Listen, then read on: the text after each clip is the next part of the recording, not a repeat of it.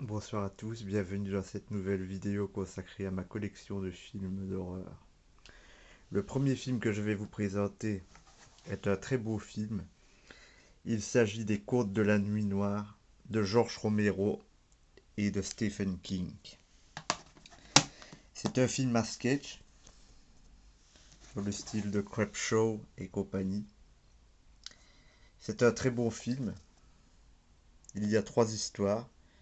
Une de Stephen King, une adaptée de Sir Arthur Conan Doyle et une autre de Michael McDowell. C'est tiré d'une série, Les Côtes de la Nuit Noire, qui a existé mais qui a passé très peu en France et qui n'est pas disponible en DVD. Donc c'est un film adapté de cette série. C'est un très beau film. Il devient difficile à trouver sur Internet et le DVD commence un peu à côté. Mais si vous pouvez mettre la main dessus, je vous le conseille. Achetez-le les yeux fermés. C'est un très très bon film. Les Contes de la Nuit Noire. C'était à Stephen King. Il ne saurait être que beau, quoi. Le suivant, c'est Des serpents dans l'avion, avec Samuel L. Jackson.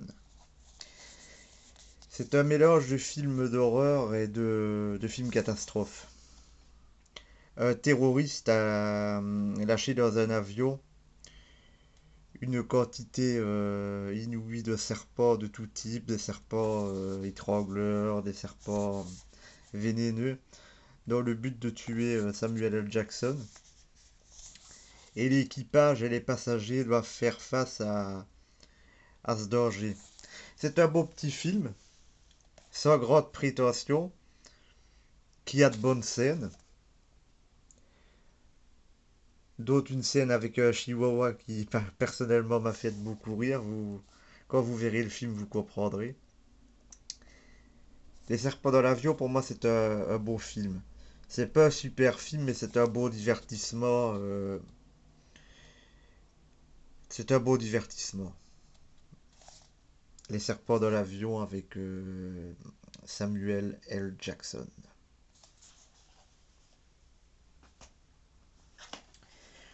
Le film suivant est un remake, je pense, d'un film plus ancien, c'est Willard. Willard, c'est un jeune homme timide, effacé, qui vit avec sa mère et qui est tyrannisé au travail par un patron complètement grossier, tyrannique, un mauvais type, quoi. Willard se découvre au fil du temps une sorte de pouvoir, c'est la capacité de commander aux rats. Il peut guider les rats et leur donner des ordres. Il va se servir de cette capacité pour se venger.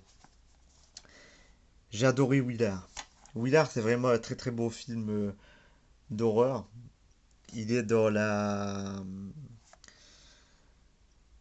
le style de film un petit peu comme May et compagnie. C'est c'est un beau film. Il a de bonnes scènes. Les invasions de race sont assez réalistes.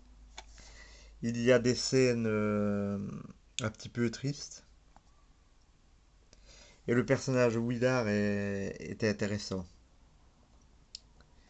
J'ai jamais vu le film original, le vieux film. Je n'ai vu que ce remake.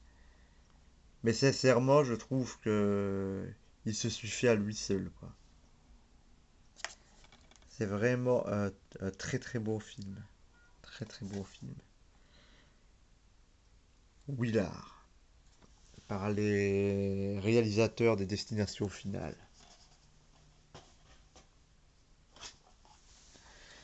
Ce film-là a été fait par le réalisateur de Wolf Creek. C'est un film avec un crocodile géant. Ça se passe en Australie.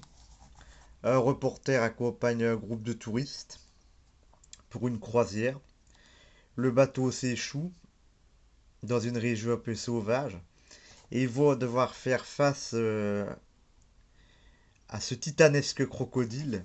C'est davantage même un dinosaure ou un dragon qu'un crocodile normal. Et c'est un beau film.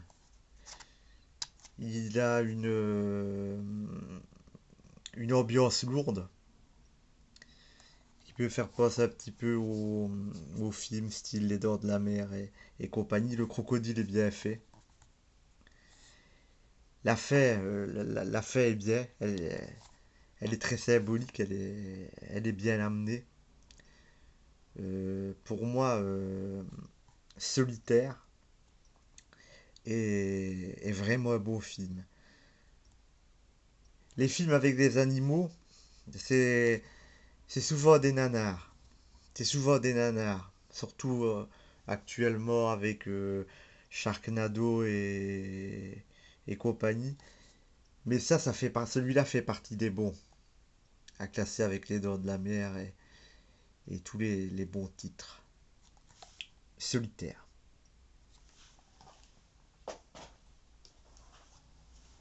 Le film suivant, pour rester dans la même lignée, est un autre film de crocodile. C'est Primeval, avec Dominique Purcell, acteur devenu célèbre dans Prison Break.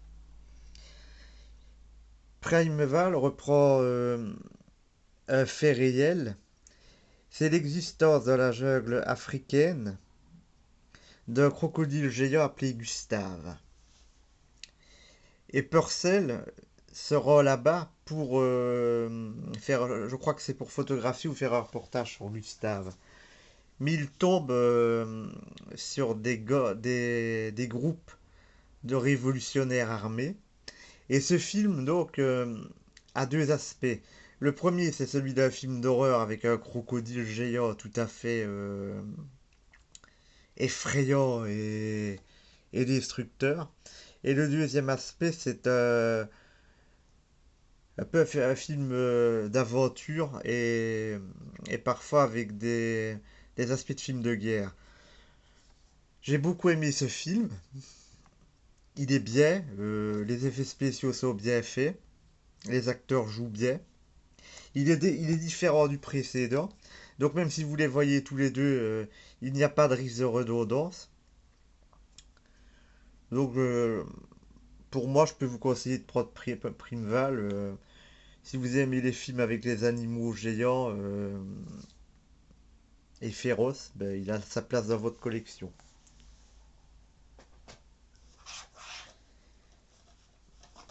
Le film suivant est un film de Toby Hooper. C'est un remake Toolbox Murder avec Angela Bettis. Le pitch, c'est un jeune couple qui emménage dans un immeuble où se déroulent des meurtres étranges, parfois dans des chambres fermées de l'intérieur. C'est un film assez gore, c'est un slasher, et l'originalité du film original, donc du premier, donc pas du remake, c'était que le tueur utilisait son coffret à outils, donc plusieurs sortes d'outils pour commettre les meurtres. Ça a été gardé là, mais il y a eu des ajouts comme la magie noire et compagnie. Le film n'est pas extraordinaire, c'est pas un chef-d'œuvre, mais c'est un film plaisant. C'est un film de Toby Hooper déjà, donc si vous êtes fan du réalisateur, foncez. Et Angela Betty, c'est une super actrice que personnellement j'adore. Donc ce n'est pas un mauvais film. Toolbox Murder, si vous aimez et les slashers, et Toby Hooper, et Angela Bettis, Ce film est fait pour vous. Procurez-le vous dans votre collection. Donc Toolbox Murders de Toby Hooper. Et enfin, le dernier film qui est excellent, c'est Fantôme contre Fantôme avec Michael J. Fox. C'est une comédie de Robert Zemeckis réalisée par Peter Jackson. Frank Bannister est un chasseur de fantômes, un peu escroc, car il a le don de voir les morts, et il utilise ses deux copains défunts pour provoquer des petites hantises chez les gens riches et encaisser le pactole. Seulement, sa petite affaire va vite tourner court, car son don va lui permettre de découvrir une créature venue de l'au-delà qui commet des meurtres dans la ville. C'est un très très beau film. L'aspect comédie, l'aspect horreur, c'est un très beau film. En plus, c'est qu'un grand acteur qui était Michael J. Fox. On regrette bien sa présence à l'écran depuis sa maladie. C'est vraiment un très très très beau film. Celui-là, il a des scènes rigolotes. Vous verrez dans le cimetière le sergent fou de Full Metal Jacket. Il y a des scènes vraiment horrifiantes. La fameuse créature surnaturelle. C'est un super film. Celui-là, Fantôme contre Fantôme, on ne fait plus des films comme ça. Il est vraiment très très bien. Et si vous aimez et à la fois la comédie, les films d'horreur et le fantastique, vous aimerez ce film. C'est sûr. Parce que c'est un très très beau film. Et encore une excellente réalisation de Peter Jackson. Je vous remercie de votre attention. N'hésitez pas à lâcher vos commentaires. Ils sont toujours les bienvenus. Et je vous donne bientôt rendez-vous pour une nouvelle vidéo. Bye.